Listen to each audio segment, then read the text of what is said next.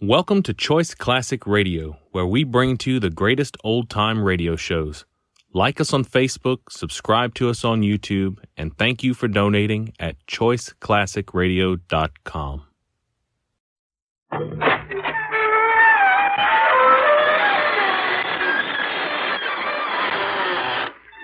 Good evening, friends of the creaking door. This is your host to welcome you into the inner sanctum. Come on in. Come in, whoever you are, whatever you are, whether you're alive or dead. In fact, the deader you are, the more we like you. Some of us have gotten the arts and crafts rage. You know, the urge to make and unmake things with our bare hands. Gadgets and copper, silver, and bone. So striking they make your head roll. One character drove himself into such a creative frenzy, he worked himself right back into the grave. I won't tell you who or what he is, because sooner or later you'll surely be seeing him around.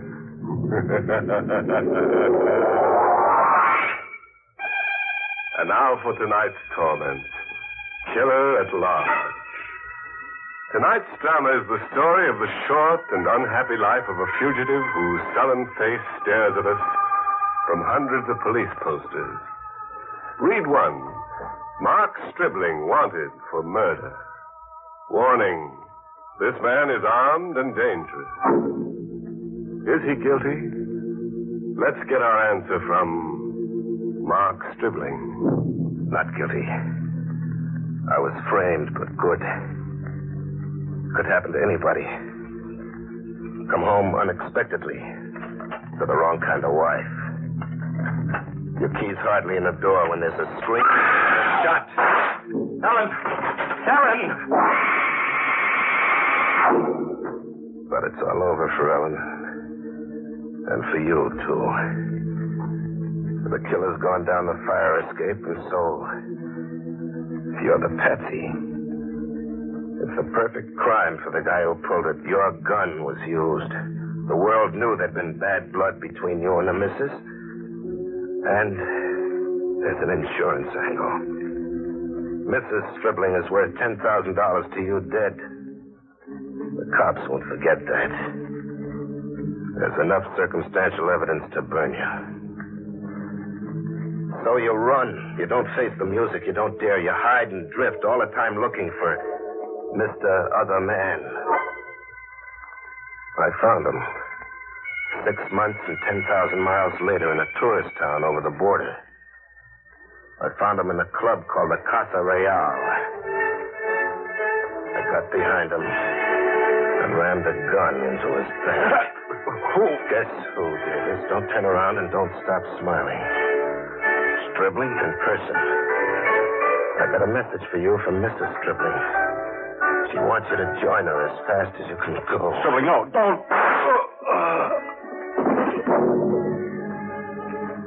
The long chase was over. I'd gotten my man. I ditched the gun and got away without being identified. I'd won, and I'd lost. I was really wanted for murder now. I got off the streets into another club. One with a jukebox that talked United States this time. I wanted to forget murder. I wanted to find a girl and find something to laugh about. And then one came in the door. A real looker. I watched her come right at me, like she'd picked me. Just as I'd picked her. Hello. New York? Frisco. Stribling's the name I use. And you? Maxine. Fancy name. Can I buy you something? Coffee. Black. Black coffee for the lady, amigo. Thanks. Now, can I sell you something? Well, it depends. What are you selling? Blind packages, like this one. For you, special. And don't be fool enough to open it here. Fool enough? What's in it? Your hammer's in that package. The one you use nailing up coffins. In other words, Stribling, your gun. Is this some kind of gag? No. Where'd you get the gun from? Out of the ash can I saw you throw it in. Why? That's a long story. Why? I want somebody to confide in, somebody I can trust. Trust with what? I'll tell you some other time. Come see me tomorrow morning, room 110, the Hotel Chico. Bye now. I didn't wait for tomorrow morning. You don't when you're suddenly sitting on a keg of dynamite labeled Maxine. I followed her out instead and tailed her through the streets. I didn't have to tail her far, just about 10 blocks to a club I recognized. The Casa Real. I'd run out of it only an hour ago with a smoking gun in my hand. I didn't wait until morning to go to Maxine's room in the Hotel Chico. I went right to it to wait for her, to surprise her. I didn't bother going up the usual way. I went up by way of the fire escape in the back. I found room 110, but the window was sealed tight. I had to kick it in. Inside, I found an easy chair and a deck of cards. I played solitaire with my gun in my lap, waiting for Maxine. Morning was an hour old when Maxine came home. She had a camera slung over her shoulder, a big one, like she made picture-taking a business. She saw me and didn't bat an eyelash. How's your solitaire game? I'm ahead. Don't you come home nights? I work nights. What at? With this camera, I've got the picture-taking concession in the Casa Real. You saw me shoot somebody in there? I did. And you followed me out. That's how you came to fish my gun out of that ash can, huh? That's right. Why'd you really trail after me? To return the gun? To get an idea across to you. What idea? That I own you from now on. Body and soul and gun. Here's my life insurance policy. A picture? Pop your eyes over it, killer. It's my life insurance and your death warrant. You were fast on the trigger in the Casa Real last night, but I worked with a fast camera lens. How many prints of this have you got?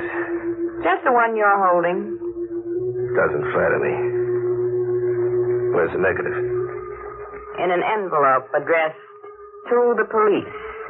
To be delivered if. If what? If a friend holding it doesn't see me around for a while and gets to think I've been murdered for taking pictures. What are you after? Money. Ever dream of having all the money in the world? Not enough to lose any sleep. Where do we get all this money? Deep into the interior. And from there, a week's climb on foot with a mule pack. Climbing Monte Muerto. Monte Muerto? That's a lot of climbing. The mountain goes up 14,000 feet. We'll climb it. Who's got all that money up there? An old hermit. An American originally. Ever hear of Teacher Jonas? Never. Neither had I until I went to a library. Teacher Jonas was a multi-millionaire Oklahoma oil man once. Back in 1914, before we were born, oil poured for him like rain from heaven. And then a plague killed his family, his wife, his mother, his daughter. Right after that, his only son committed suicide. Guy blows his top when hard luck piles on like that. Yeah, that's just what happened to Teacher Jonas. His mind cracked. Oh. So he took himself out of the world. He packed up and climbed out as high as he could get. Teacher Jonas came to Monte Muerto with everything he owned converted into cash, into gold. He's up there somewhere, dribbling an old lunatic of 80 with more money than he can count. How'd you tumble to Teacher Jonas? Listening in on table talk at the Casa Real.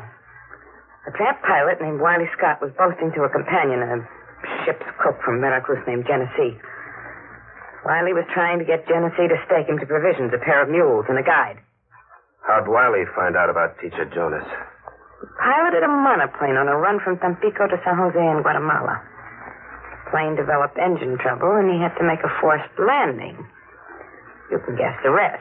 Uh-huh. How do we find Teacher Jonas? And while he got his plane repaired, he flew over Monte Muerto again and made a detailed map. Map making's his business. He carries the map in a pouch around his middle. Job number 1 scheduled for me, huh? I'm to get the map from Wiley. Maxine laid out the strategy for surprising Wiley Scott. She was going to invite herself up, a decoy, with me behind her. It worked just like that. Wiley opened the door. Nice of you to visit, Maxine. A real nice... Now close your mouth, Wiley, and get back inside. Inside. What do you want? Tell her, Maxine. The map of Monte Muerto. The map? Pull your shirt out and unbutton that money pouch. Sure. Drop it on the table. See if the map's in there, Maxine. It's in there. Look, you people, I'll be glad to cut you in this more than enough for everybody. There's too much there for one man to keep... Shut up. The lady says no deal. Now, Stribling. No, I don't mind a minute.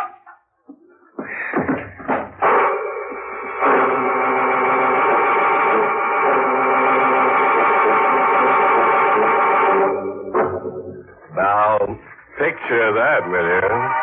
Since Maxine became a camera fiend, Stribling's become a horribly negative guy. She caught him acting the killer and liked the show so much she ordered a repeat performance on Wiley Scott, the treasure of Monte Muerto. Now she's got him climbing the highest mountain. But let Stribling tell us what gives, besides his mind, as he bushwhacks his way to the peak of Monte Muerto.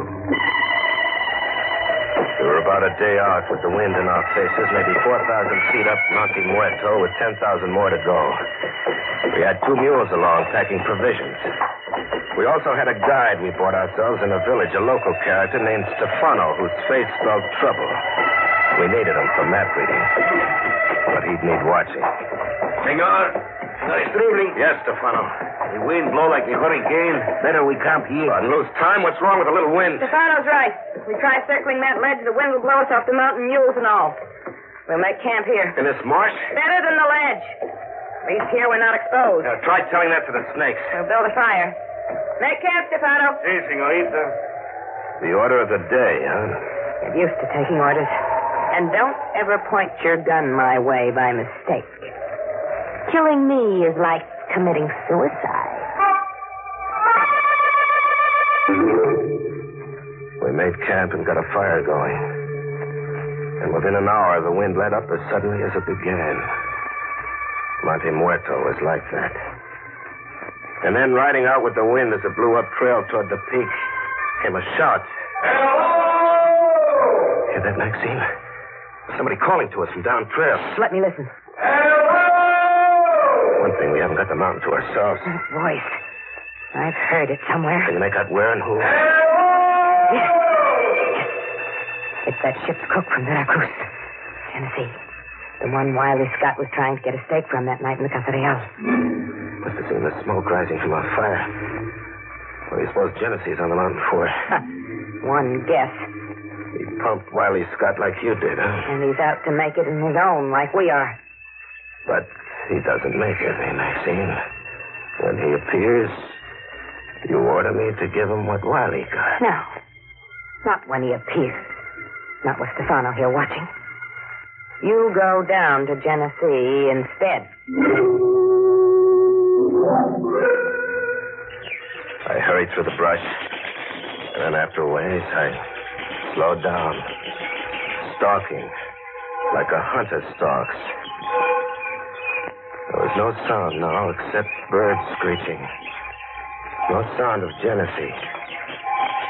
And then, all of a sudden, I heard all the sound Genesee had in him. He was screaming somewhere on the trail, screaming like a guy gone crazy with fright. I cut in the direction of the screams as fast as I could go. I reached to where Genesee figured to be.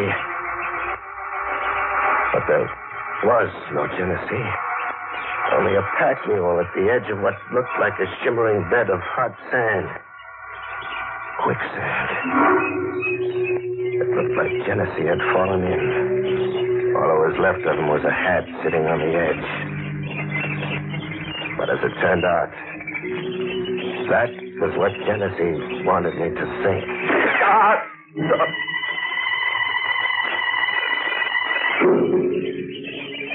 It came to.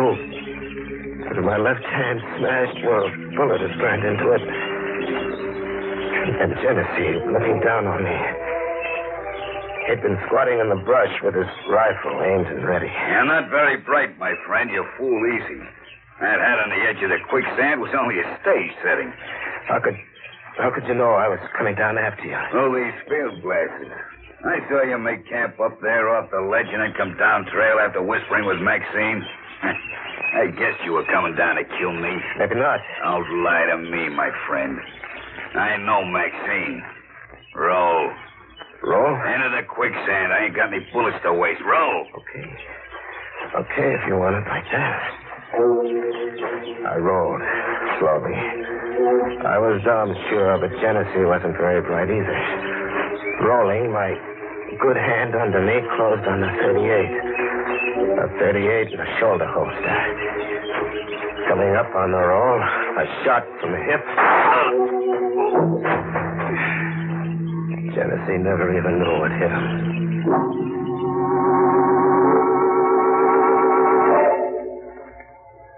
I got back to camp. Maxine was all smiles. She washed my hand and tied it up. Then we all turned in for the night.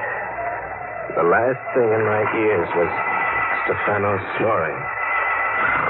And then the fever throbbing in my hand rose to my head and I passed out.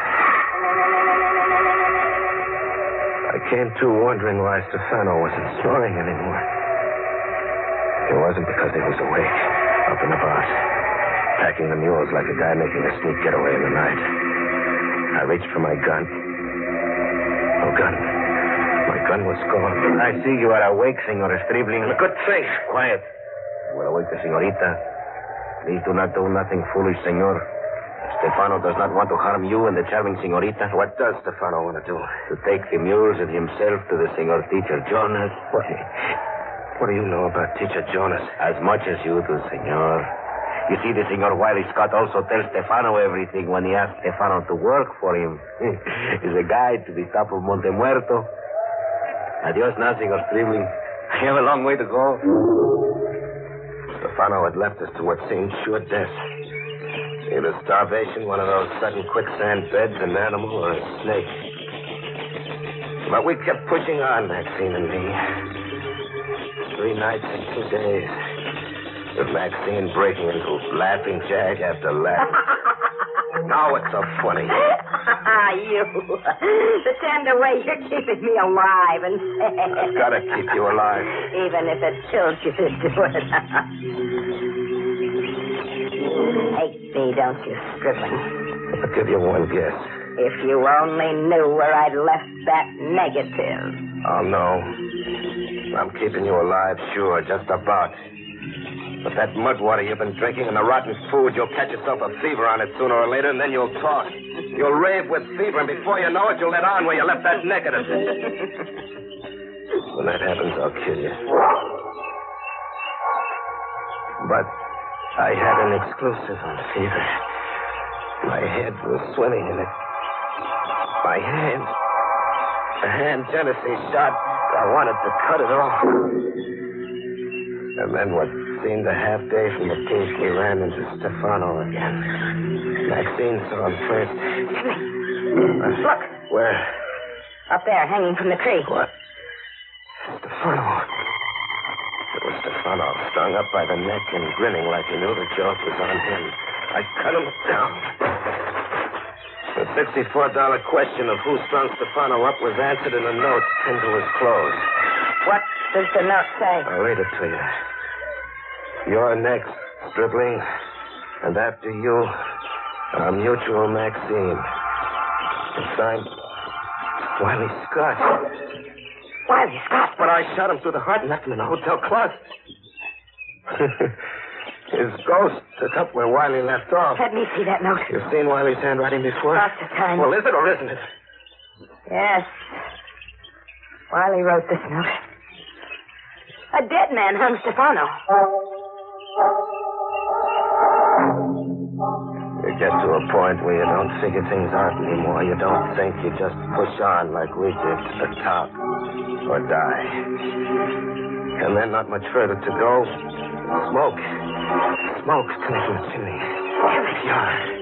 It's Teacher Jonas's hideaway. We made it. Almost. We got a good quarter mile yet. Sibling, What? Wiley's up there. Look through these field glasses you took from Genesee. See what I saw? Yeah. Wiley out front with a rifle standing guard. We made it, but we're licked anyway. We show, and Wiley or his ghost shoots us down. No. We don't do it like that. I show. Wiley draws the bead on me. His eyes are on me. You find an approach behind him. With my bare hands, I only got one With hand. a rock. You kill Wiley with the biggest rock you can find. We tried it like that. Maxine stumbling into Wiley's view, then pulling a dead faint 100 yards away. Me crawling on my knees and stomach from the rear with a rock. I waited until Wiley bent over Maxine, and then I seized. When Wiley came around to consciousness, I had his rifle. I rose again, I guess. How'd you come back to life? That day in my room. You shot okay, but you only knocked me out. A concussion did that. I always wear a bulletproof vest. How'd you beat us up here? Shortcut I didn't indicate on the map. And the old man, Teacher Jonas, what'd you do with him? I don't see him. The old man's dead. He died this morning in his room. You killed him? Nah, I found him dying. Nothing special, only old age. And the money, what about his money? That's a joke. Old Teacher Jonas told me I could have it if I wanted it bad enough. Seeing as he was dying without heirs. He was a real old gentleman. If he was crazy, you couldn't tell. Where'd you say he kept the money, Wiley? In an iron trunk in the kitchen. In an iron trunk in the kitchen. You take care of Wiley, sibling. Maxine, wait a minute. Let her go, Stribling. She deserves what she's gonna get. What she's gonna get?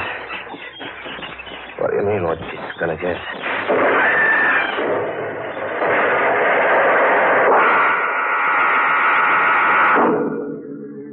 The house came down on Maxine.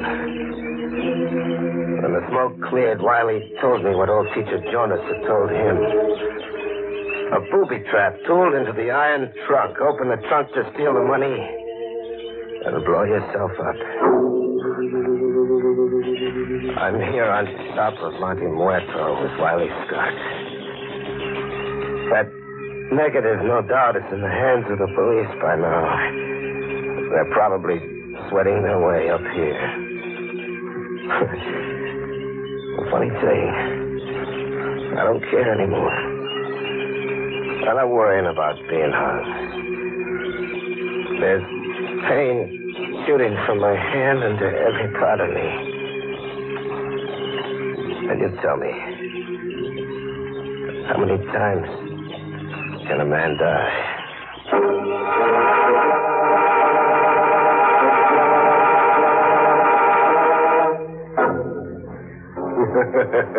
Nothing like blowing your top in high places. Maxine and Stribling reached the peak, all right. The peak of insanity. Poor Stribling's absolutely disinterested in that picture Maxine took of him now. He figures you can't hang a man for dying. Moral? Oh, sure. I copied this dilly out of an old edition of Callahan's Catalog for Climbers. Quote, sometimes the road up leads underground.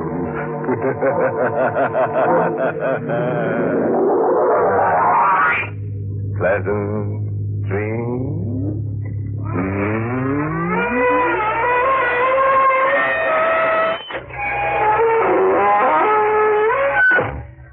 Inner Sanctum has been brought to you through the facilities of the United States Armed Forces Radio Service, the voice of information and education.